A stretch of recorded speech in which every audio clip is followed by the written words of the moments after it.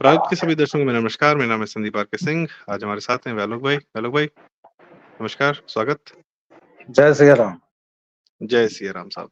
वैलोक भाई, आजकल एक जो ऑफ कोर्स चुनाव चल रहा है और चुनाव में हमको वो फ्लेवर देखने को मिल रहे हैं, वो चीज़ें देखने को मिल रही हैं जो पहले या तो हम लोग आकांक्षी थे या उम्मीद करते थे, कुछ अनथिंकेबल हो रहा है इस समय।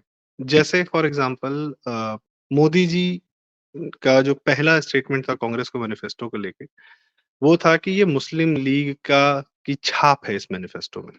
फिर जब आया रिडिस्ट्रीब्यूशन ऑफ वेल्थ की बात, तो वो तो बड़ा शुगर कोट कर दिया था राहुल गांधी और मैनिफेस्टो ने। पर मोदी जी ने उसके छिलके उतार के दिखा दिया कि ये किसको बाँटेंगे, जिनके ज़्यादा बच्चे हैं उनको बाँटेंगे या घुसपैठियों को बाँटेंगे। तो वो क्लियरली मेंशन था कि मुस्लिम समाज की तरफ इंगित कर रहे हैं और इससे जो हमारा लिबरल समाज या विपक्ष वाला था, वो सख्ते में आ गया कि ये क्या? फिर और इस प्रकार के बहुत सारे वक्तव्य आए हैं मोदी जी के, वायरल भी हो रहे हैं और वो पूर्ण रूप से इंगित कर रहे हैं कि कांग्रेस मुस्लिम तुष्टीकरण के चक्कर में देश का बंटाधार कर रही है और मुस्लिम वोट बैंक कांग्रेस को सपोर्ट करके देश का बंटाधार कर रहा है। तो यह हो गई यह कि चुनाव का नैरेटिव, चुनाव किस मुद्दे पर लड़ा जा रहा है, that has come to Hindu Musalman. ठीक है।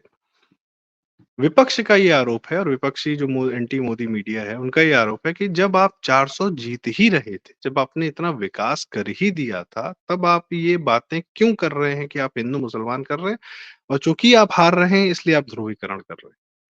इस आरोप में कोई सच्चाई है या ये उनकी खींच है? अलग भाई। सबसे पहले तो आपने जो लिबरल जमात का इस्तेमाल किया उसके लिए मैं आपकी भूरी भूरी निंदा करता हूँ, कड़ी निंदा करता हूँ, कठोर निंदा करता हूँ। ये लिबरल विबरल जमात नहीं है, ये लिबर लिबर गिरोह है।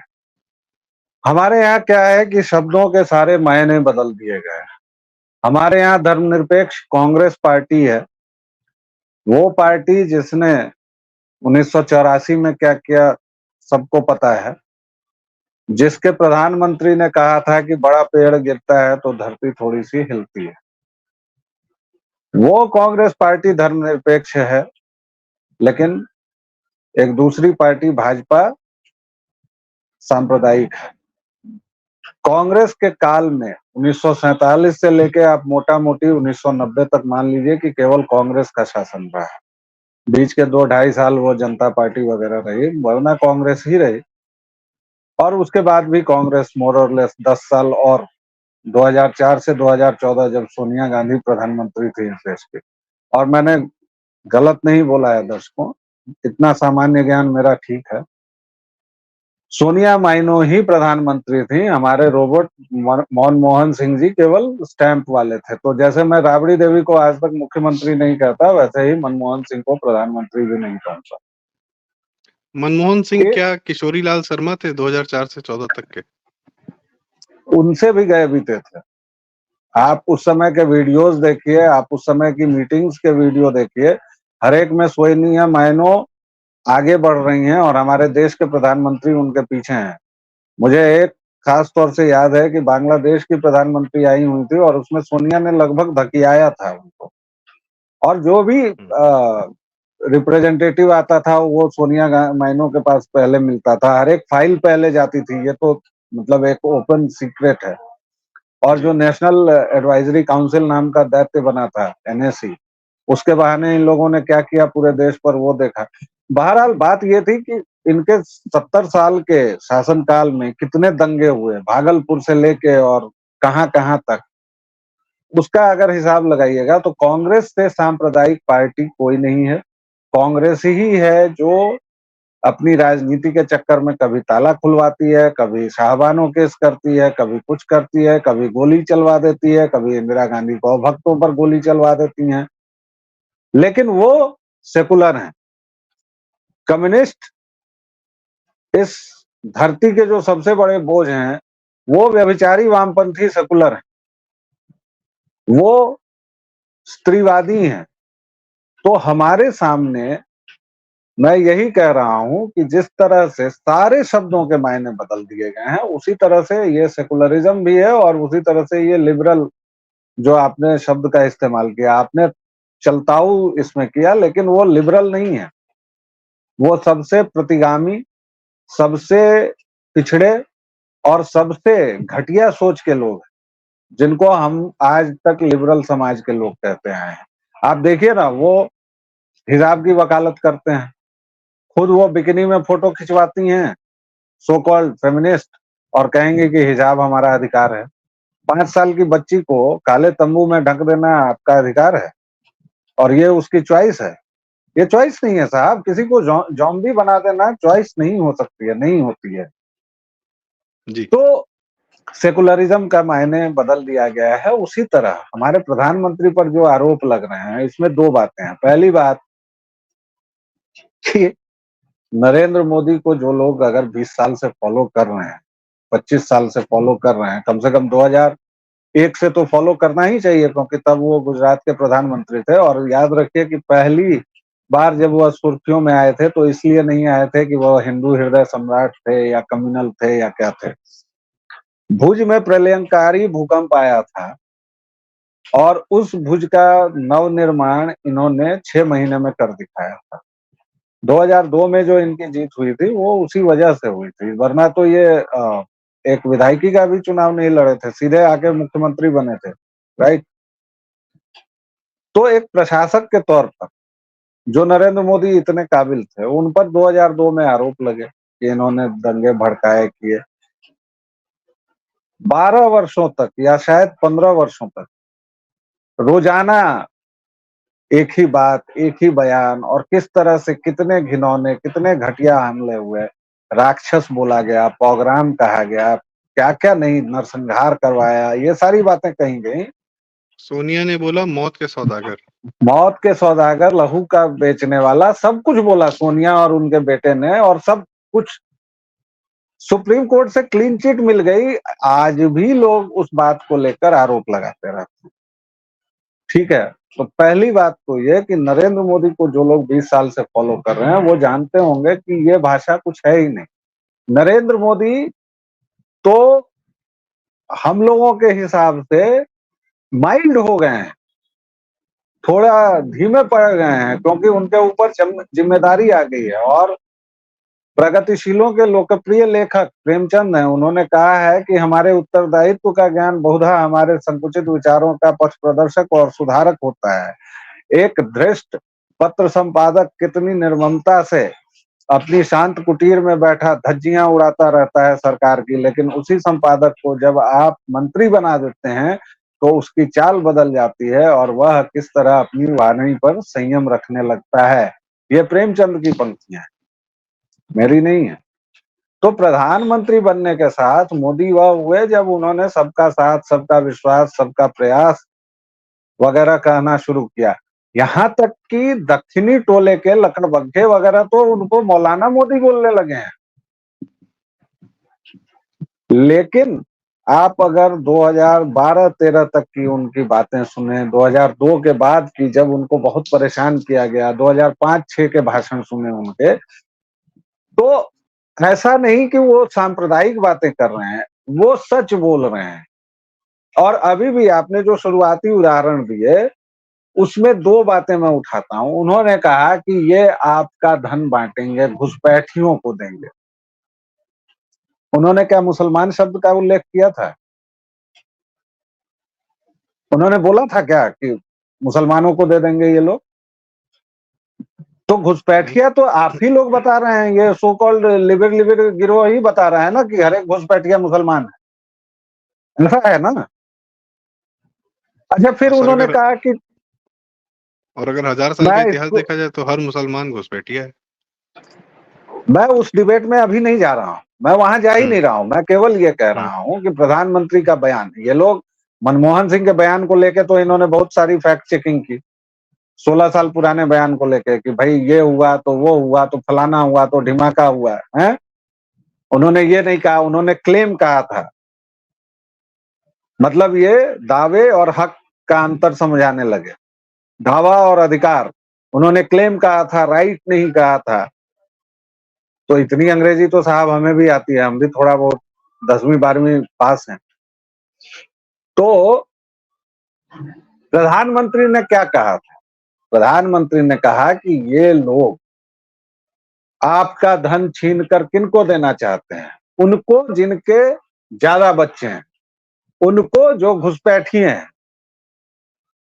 तो साहब आप तो कहते हैं कि मुसलमानों में जनसंख्या समस्या ही नहीं है, उन्होंने तो एकदम ये कर लिया है। जब जब हम लोग बात करते हैं कि भाई मुसलमानों में बहुत जनसंख्या हो रही है, तब तब आप पता नहीं अजगर वजाहत से लेके और ये ओवैसी से लेके, ओवैसी कभी कंडोम दिखाने लगता है, कभी कहता है कि सबसे ज्यादा कंडोम हमारा समुदाय इस्तेमाल करता है, कभी कुछ और होने लगता है, कभी हमारे यहाँ के सेकुलर लिबिर लिबिर गिरोह के लोग बताने लगते हैं कि देखिए 4 पॉइंट समथिंग था, वो 2.2 पर आया है। तो मुसलमानों की आबादी बढ़ाने की जो रफ्तार है, वो तो बहुत रफ्तार से गिरी है साहब। और इसमें देखिए कि हिंदुओं की आबादी की रफ्तार थी 2.6, तो 1.8 ही हुई है साहब। तो ये देखिए अंतर। भैया मेरे, जो चीज पहले से कम है वो आखिर कहाँ कितनी कम चली जाएगी? मतलब ऋणात्मक हो जाए क्या हिंदुओं की आबादी?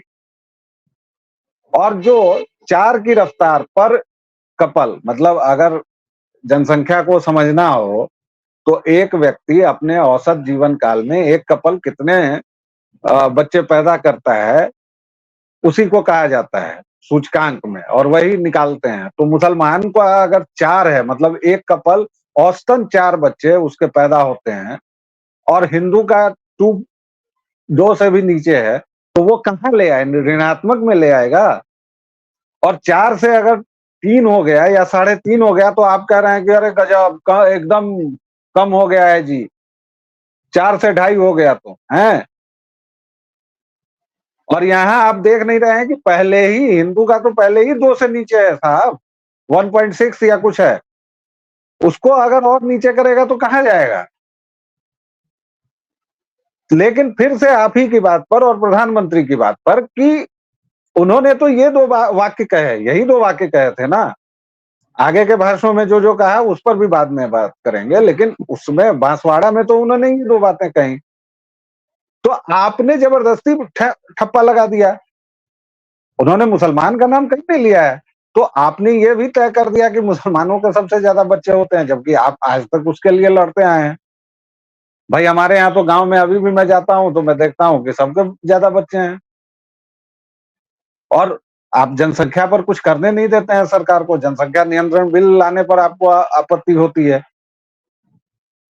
और दूसरे घुसपैठिए उन्होंने कहा, तो भाई घुसपैठिए कौन है?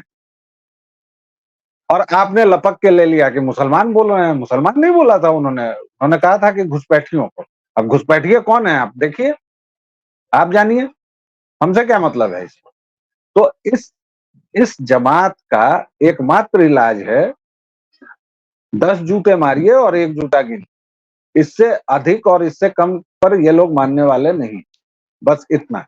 आगे की चर्चा में और बातें जी, आपने ये कहा कि भई मोदी जी का जिसके ज़्यादा बच्चे हैं, जो और कांग्रेस ये कह रही है कि हम जिसके कि आपसे छीन के जिसके ज़्यादा बच्चे उसको दे देंगे। ऐसा एक वही बिहार में लालू के सबसे ज़्यादा बच्चे हैं, लालू ये काम कर चुके हैं। पूरे बिहार का छीन के, लूट के सब अपने बच्चों को दे चुके हैं, चाहे टिकट हो, चाहे जो भी हो, जैसे भी हो। खैर उस प्रकार के भी लोग हैं। और अगली बात ये कि ये तो फिर जब ये दक्षिण और नॉर्थ का डिवाइड करना शुरू करते हैं, तो दक्षिण के कांग्रेस के लोग कहते हैं कि नॉर्थ की पॉपुलेशन ज़्यादा है, हम क्यों अपना टैक्स दें, दिस दैट व्हाट नॉट।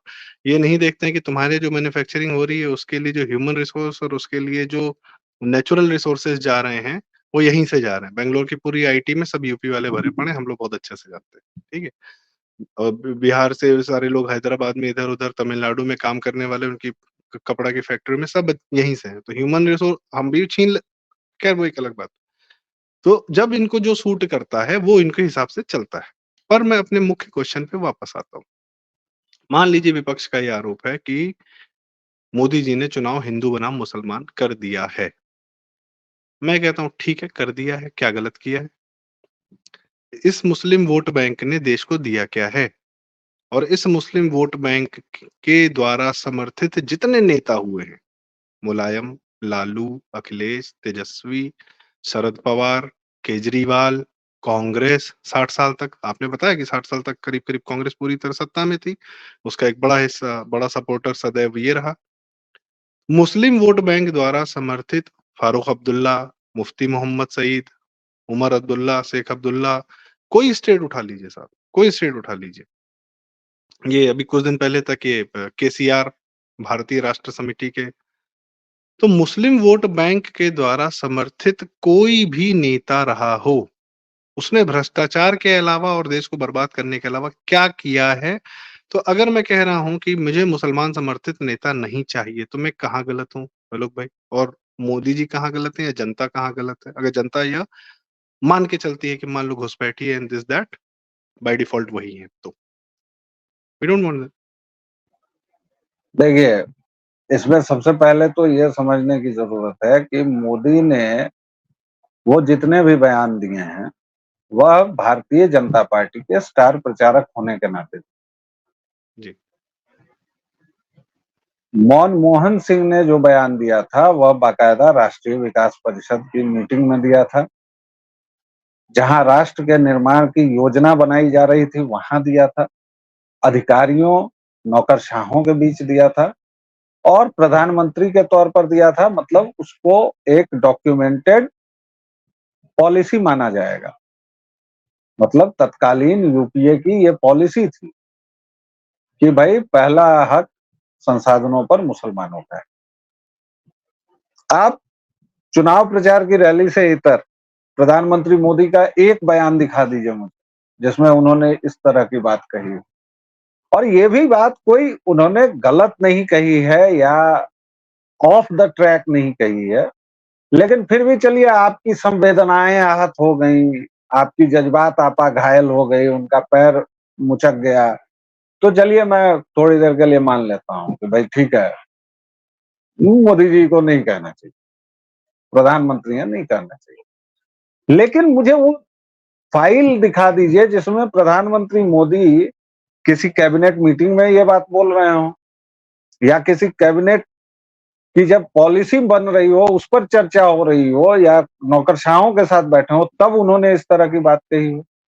और उन्होंने एक पार्टी के मैनिफेस्टो को कहा, उस मैनिफेस्टो को उन्होंने पढ़ा, उनका जो विश्लेषण था वो उन्होंने कहा।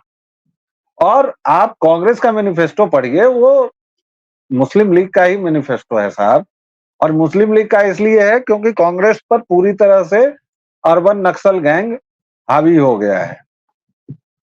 और अभी जो उसका कर्ता धर्ता है विषधर राहुल, उसको यही लोग पसंद आते हैं, तो वो चारों तरफ से उनसे घिरा हुआ है। तो सीधी सी बात है कि आपने एक मैनिफेस्टो निकाला, प्रधानमंत्री ने उसको पढ़ा, उसको एनालाइज किया और वो बात उन्होंने अपनी जनता से शेयर की। इसमें कहाँ हिंदू मुसलमान आ गया, ये जरा मुझे बताइए। वो तो आपके बारे में बता रहे हैं ना साहब कि आपने ये लिखा है, और आप जाके पढ़िए कांग्रेस का मैनिफेस्टो। और जो लोग कह रहे हैं कि कांग्रेस के मैनिफेस्टो में कहीं मुसलमान या हिंदू नहीं लिखा हुआ है, तो भाई प्रधानमंत्री जी ने भी तो मुसलमान और हिंदू नहीं किया, उन्होंने तो घुसपैठिए कहा, उन्होंने कहा कि जितने बच्चे। तो आपने जो एक बात कही थी ना, सूत्र वही है कि इनको जब जैसी सुविधा होती है तब ये वैसा ही करते हैं, उसके अलावा इनका कोई काम धाम नहीं है। वो हमेशा आप कहेंगे आम, ये उसको इमली कहेंगे और कटहल की व्याख्या आगे प्रस्तुत करेंगे। तो मतलब जनता के पास तक जाते जाते ये इतना भ्रम फैला चुके होते हैं कि जनता, लेकिन thanks to social media, thanks to us, मैं अपनी बड़ाई करने में बड़ा फराख दिल हूं और मैं अपनी बड़ाई कर लेता हूं।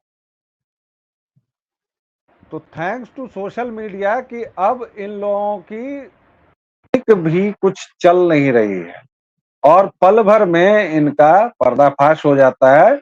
इसलिए ये भाई लोग बिलबिला रहे हैं, इसलिए ये लोग तमतमा रहे हैं। बाकी आपने जो कहा कि मुस्लिम वोट बैंक से आए नेताओं ने इस देश का क्या किया नहीं किया, देखिए जो भी, अगर आप एक सांप्रदायिक सोच के साथ आते हैं, आप एक उम्मत की सोच के साथ आते हैं और जैसे मैंने कहा कि मुसलमानों पर चर्चा होती है, इस्लाम पर नहीं होती है। ये सबसे बड़ी दिक्कत है, आपको इस्लाम पर चर्चा करनी पड़ेगी, आपको उसके तमाम जो आयाम हैं, उस पर बात करनी होगी और वो बात जब तक नहीं होगी, तब तक आप समस्या की जड़ तक जब तक नहीं पहुँचेंगे, तब तक उसका इलाज नहीं कर सकेंगे, तब तक वो आपकी बात बनेगी नहीं। इसलिए उस बात में तो मैं बहुत बोलूँगा ही नहीं कि एक सांप्रदायिक हिंसा केवल और केवल पाकिस्तान को पैदा कर सकती है, सांप्रदायिक सोच, और जिसके आज आप जिसका नज़ारा पूरी दुनिया देख रही है, मज़ा पूरी दुनिया लूट रही है, जो भीख का कटोरा लेके पूरी दुनिया में घूम रहे हैं। तो वैसी सोच केवल और केवल पाकिस्तान बना सकती है। अगर आपको भारत बनाना है, जो आज दुनिया की तीसरी बड़ी इकोनॉमी होने की रेस में है, 5वीं इकोनॉमी हो चुका है, अपने कॉलोनाइज़र से, ब्रिटेन से आगे निकल चुका है, तो उसके लिए आपको इस तरह की सोच से अलग हटना ही पड़ेगा। जी।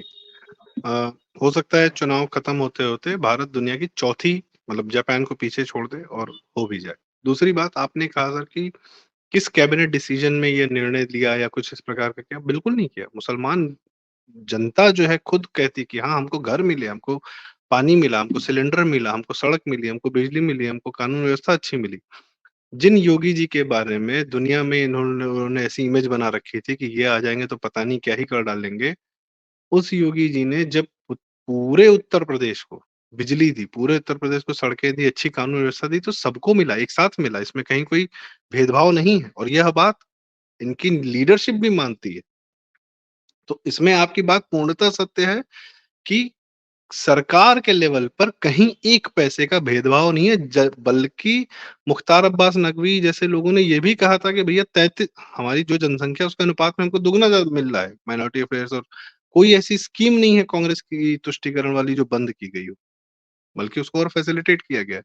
उसी परिप्रेक्ष्य में आपने बताया कि कुछ लकड़बग्गे जो इनको मौलाना मोदी तक कहते हैं और कह ही रहे हैं, तो वो भी की और आपने एक बात और कही कि हमारे हिसाब से तो माइल्ड है, हम तो कुछ और ठीक है, वो ज़िम्मेदारी है, मर्यादाएँ हैं, सनातनी एक इंसान जो होता है, वो अपनी मर्यादाओं का पालन करता है। जी, बालक भाई, आप म्यूट हैं, आप म्यूट हैं, आप म्यूट हैं। नहीं, इस पर मैं जोर दे रहा हूँ। देखिए, ये क्या भारतीय जनता पार्टी वाले बड़े चालाक लोग हैं। ये बड़े चालाक हैं और इनके विपक्षी जो हैं, इनके घामड़ कोई नहीं है, ठीक है? अटल जी थे, तो अटल जी बड़े अच्छे थे। सही आदमी गलत पार्टी में, आडवाणी जी एकदम ये थे, भाई ये सांप्रदायिक है, फलाना है, चिल्लाना है। मोदी जी आए, तो मोदी जी मौलाना हो गए या माइल्ड हो गए। जब तक मोदी जी थे तब तक तो भाई अमेरिका तक पिटीशन देना और क्या-क्या करना और क्या नहीं करना, हैं? अब योगी जी को वैसे किया जा रहा है कि भाई ये आदमी आ गया तो खतरा होगा। जिस दिन योगी जी चले आएँगे उस दिन पता चलेगा कि हिमंता को करने लगेंगे। हिमंता जिस दिन आएँगे उस दिन कोई और हो जाएगा। हो सकता है कि 15 साल बाद भी आलोक तो चले जाएँ वहाँ उस रंगमंच पर, संदीप हुँ, चले जाएँ, तो पता चलेगा कि अन्नामलाई जी है इससे सर, उनको रहेगा। अन्नामलाई अभी हैं, मैं अन्नामलाई हाँ, के बाद की बात कर रहा हूँ। अन्नामलाई जब आ हुँ, जाएँगे तो कहेंगे कि नहीं-नहीं अन्नामलाई को एकदम रोक देना है। हुँ, कुल मिला के भाई इसका मैं इस पूरी चर्चा का निचोड़ ये रखने जा रहा हूँ, हमारा समय भी हो गया है शायद, हुँ, हुँ, हुँ, कि विपक्ष को अभी कम से कम 10-15 साल तक आराम की मुद्रा में रहना चाहिए। 10-15 साल उनको हवा नहीं लगेगी। फिर जब भाजपा अपने ही कारणों से, अपने ही कर्मों से टूटेगी, बिखरेगी और वो होता है, वो किसी भी पार्टी के साथ होता है जब आप बहुत फैल जाते हैं। भाई कांग्रेस ने इंदिरा गांधी के काल में कब सोचा होगा कि उसका ये हाल होगा या उसके शहजादे ये हाल कर लेंगे। कुकर्मों से ही गई है उस गति तक, लेकिन एक इतिहास की भी गति होती है। तो हो सकता है कि भाजपा 10-15 साल बाद कम सीटों पर आ जाए, कुछ और हो जाए, फिर से देश में एक बार गठबंधन सरकारों का दौर चल जाए, हुँ, बहुत कुछ हो सकता है। लेकिन फिलहाल 10-15 साल विपक्षी जो हैं, वो इसी तरह घूमेंगे, घामेंगे, उनको समझ में नहीं आएगा कि क्या करना है, क्या नहीं करना है। क्योंकि भाजपा में एक पूरी लाइन तैयार है। आप देखिए, जब 5 राज्यों के अभी हाल के विधानसभा चुनाव हुए थे, इसके जस्ट पहले, तो खूब कयास लगाया गया, फलाना आएंगे, चिलाना आएंगे, ये नहीं होगा, टूट जाएगी पार्टी। ऐसे नाम निकले कि किसी को नहीं पता। तो भाजपा की जो मातृ संस्था है, संघ, या उसके पहले जो कहिए जनसंघ था, वो जो पूरी विचारधारा है राष्ट्रवाद, उसमें ये है कि आप जैसे ही बड़े पद पर आते हैं या बड़ी जिम्मेदारी पर, तो आप अपने नीचे की एक पीढ़ी तैयार करते हैं। और जो लोग बोल रहे हैं ना कि मोदी तानाशाह हैं, किसी की नहीं सुनते, आप देखिए कि मोदी के नीचे कितने लोग तैयार हो गए हैं। हिमंता से लेके, अन्नामलाई से लेके, और उधर तेजस्वी सूर्या, दक्षिण से लेके उत्तर तक, और इधर योगी जी का बुलडोजर अलग गरज रहा है। सर एक तो नाम और है, अमित शाह। अमित शाह तो अब चलिए, मैं उनको मतलब मोदी के साथ ही मतलब वो क्लब है, वो उस पीढ़ी के नेताओं में है। तो चलिए मतलब मान लीजिए उनको बूढ़ा होने का एक ये दे देते हैं, जैसे इनको लाया गया, या अभी जो भी हैं मध्य प्रदेश वाले मामा जी को, शिवराज सिंह को, या इन लोगों को, ये सब तो एक ही। उस समय भी देखिए आप, शिवराज सिंह थे, उमा भारती थे, मतलब एक पूरी जमात है। आप कांग्रेस में देखिए, ऊपर से नीचे तक एक विषधर है, और उसके ऊपर अगर आप निर्भर रहेंगे तो यही सब होगा। तो निचोड़ यही है कि अभी ये लोग बहुत दिनों तक बौखलाए रहेंगे, लेकिन अभी इनके पास कोई दवा नहीं मिलेगी। अभी 10-15 साल ये लोग आराम कर। और मुख्य रूप से बात यही है कि सबका साथ सबका विकास नाम का जो मंत्र लेकर मोदी जी चल रहे हैं। बीच में उन्होंने सबका विश्वास जोड़ा था, पर फिर उसके बाद सबका प्रयास भी जोड़ा। और मेरे ख्याल से मोदी 3.0 में अब सबका प्रयास की आवश्यकता है, तभी भारत जो है अमृतकाल या विकसित बनेगा। पर इसमें सबके प्रयास की आवश्यकता पड़ेगी। और इसी जो आपकी बात कि इनके किसी भी सरकारी कार्यक्रम में वह भेदभाव रत्ती भर नहीं, कोई एक पैसे का भेदभाव का आरोप नहीं लगा सकता है। और वह स्वयं भी अपने उन्होंने जो ये बातें कही थी, तुम्हारे मैनिफेस्टो को लेके कहा था, कांग्रेस के मैनिफेस्टो को लेके कहा था, अपनी कोई पॉलिसी नहीं बता रहे थे वो। तो और जाहिर-सी बात है, भाई मास्टर कम्युनिकेटर है, क्यों नहीं जनता को बताएँगे कि जैसे मीडिया के साथ इंटरव्यू करते हैं तो बताते हैं कि भैया उनका मैनिफेस्टो पढ़ के आप बताओ ना जनता को कि वो लोग क्या सोच रहे हैं। आपका काम भी मुझे करना पड़ता है। तो आप ज़ाहिर-सी बात है, शुगर कोटिंग जहाँ होगी उसको छीला जाएगा, उसकी परतें निकाली जाएँगी। कांग्रेस यही काम भाजपा के मैनिफेस्टो को देख के कर सकती है कि ये तो ये कह रहे हैं, ये तो ये कह रहे हैं, ये तो ये कह रहे हैं। दे शुड डू इट, क्यों नहीं? तो चलो भाई, बहुत-बहुत धन्यवाद। आप बहुत फंडे आपने क्लियर किए, कुछ मुझे भी भ्रम थे, वो भी आपने क्लियर किए। और ये भ्रम दूर करने के लिए हम लोग ये बातचीत करते हैं कि जो आरोप लग रहे हैं कि मोदी जी ने हिंदू-मुसलमान कर दिया, मोदी जी ने हिंदू-मुसलमान नहीं किया है। यह आपने स्वयं अपने ऊपर ओढ़ लिया है। उन्होंने वो शब्द इस्तेमाल भी नहीं किया था। तो इस कन्फ्यूजन को दूर करने के लिए बहुत-बहुत धन्यवाद बालक भाई। समय देने के लिए धन्यवाद। और आपसे आगे चर्चा होती रहेगी। दर्शकों, चैनल कृपया सब्सक्राइब करें, वीडियो लाइक करें, शेयर करें। यही रिक्वेस्ट। नमस्कार। जय श्री राम।